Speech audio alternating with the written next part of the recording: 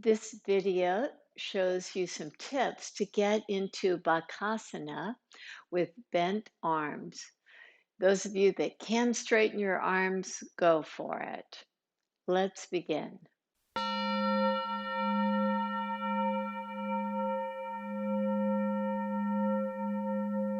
Bakasana, also called crow pose, even though Baka means crane in Sanskrit. Who knows how that got created? The one tip I'd like to give you before we start is to practice first. Don't start this first thing in the morning when your body is a little stiff. We'll start by lying down on our back. So as you lie down on your back, let's come to the form of the pose that we'll practice. So lift your feet up off the floor, have your inner big toes touching, and widen your knees. You can draw your knees a little bit closer toward your ribs. You can even draw your toes away from your face so that your feet are in the form of the pose. Now reach your hands up toward the sky. You can straighten your arms because since you're not bearing weight, you can come to the form of the pose by lifting your head up toward your hands with your palms flat. You're lifting your head so you're really getting a sense of the need to really engage the abdominal muscles here in the pose and release yourself down. Release your feet down and pause here for a moment. One of the issues about practicing crow is that your wrists get really tired fast. So before we start, we'll just be on our back and create the form of the pose again. So as you lift your feet up, draw your knees toward your outer ribs. You can draw your toes together and maybe reach them away from your face. Now reach your arms up toward the sky with the fingers spread, with the hands reaching toward the imaginary floor. Hug your knees in toward your upper arms, maybe even at the armpits. Now lift your head up. As you do, get this nice engagement of the abdominal muscles. See how you can just get a little bit more action, a little bit more strength from the core muscles, and release yourself out of the pose, release your feet. Now roll yourself over to come up to all fours position.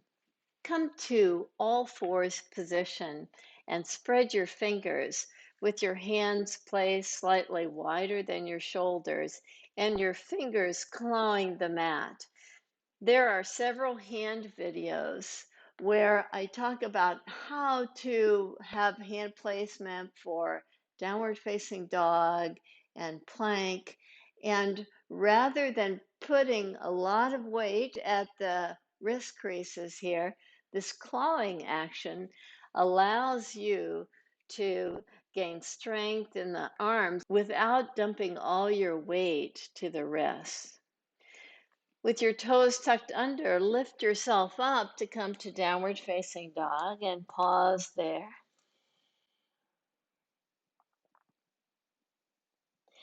Now move toward a plank position.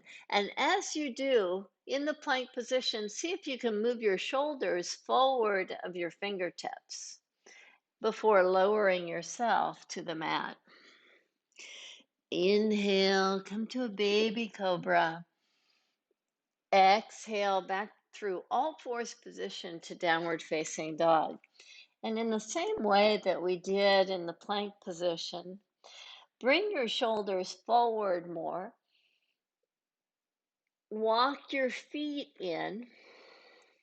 Bring your shoulders forward more, almost like you're lifting up into a handstand, but your feet stay where they are. And slowly walk your feet back.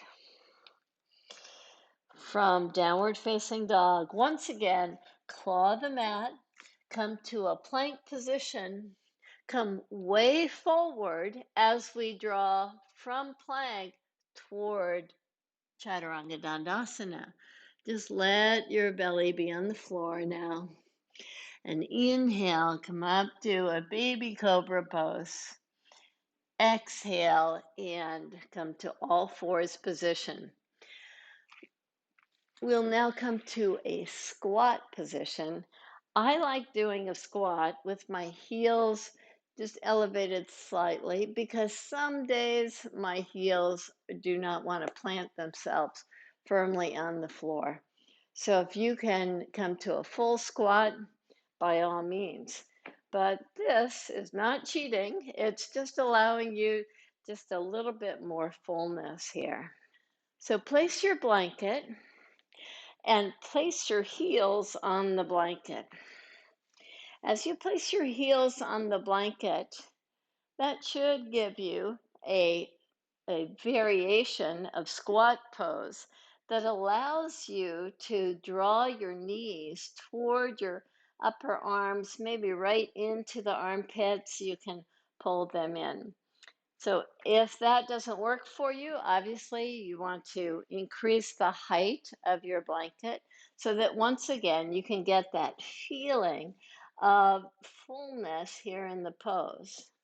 So as you come to a squat position, see about walking your feet in toward each other with hands in this spread finger position. Lift your heels up. So now you're on kind of tiptoe position.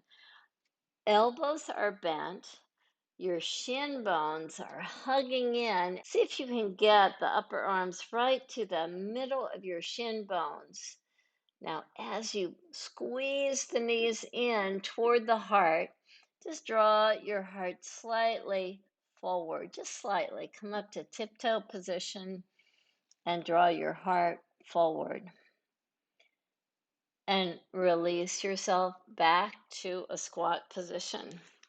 And pause here. This doesn't work for your knees, then you need to come out of the pose, obviously. Let's try that again. So with the knees wide, with your inner big toes pressing, with your heels either on a blanket or flat, place your hands nice and wide apart with your fingers spread. Press a lot of weight to the fingertip tops and the base of the index finger in particular, and pull the hands in toward each other as you come to tiptoes and you draw your heart forward. Keep on squeezing the knees in. See if you can lift your right foot up and take it down. Take your left foot up and down and draw yourself back to the squat position. Now, if you're feeling like the wrists are really bearing so much of this weight and they're getting a little exhausted, just take your hands to that soft place in the wrist there. There's that bony protrusion there, but right in front of it, toward the fingers, there's a little soft place that you can kind of get a little bit more space by squeezing with your middle finger and your thumb of your opposite hand and lifting to get space. If not, you can do a reverse prayer pose to just give yourself a little freedom in the wrists. Now that you lifted your right foot and your left foot up, let's see if we can lift both feet up.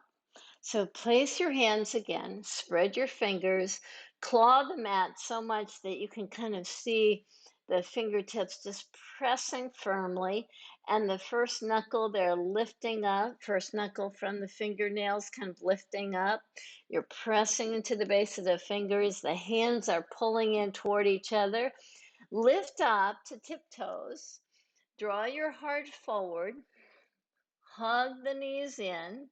See about lifting one foot, then the other foot, and draw the big toes in. See about drawing your shoulders slightly forward of your hands.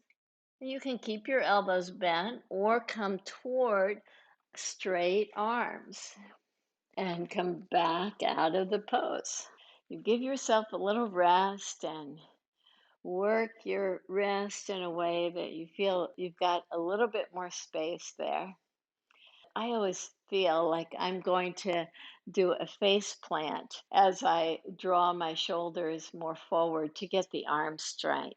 I've actually done a few face plants. It might be a good idea if you're concerned about that to put a little padding there just in case you lose your balance and come forward. For most of us, that's not a concern. One of the things I've discovered is that some yoga mats are padded so much so that in arm balances like this, I actually prefer just balancing on the floor.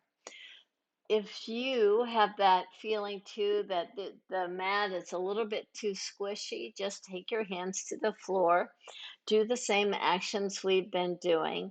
Draw the shin in toward your armpit on both sides. So your heart is drawing down with the fingers spread, fingertip tops pressing down. Lift up to tiptoe position. Squeeze the arms in toward each other and lift off. See about coming toward straight arms. Elbows can still be bent. Now slowly come on down, draw your toes down and come back to the squat position. So there you have it. There are many ways to go into this pose. We were lying down and practicing the form of the pose to assimilate the actions before putting so much weight on your hands. Namaste.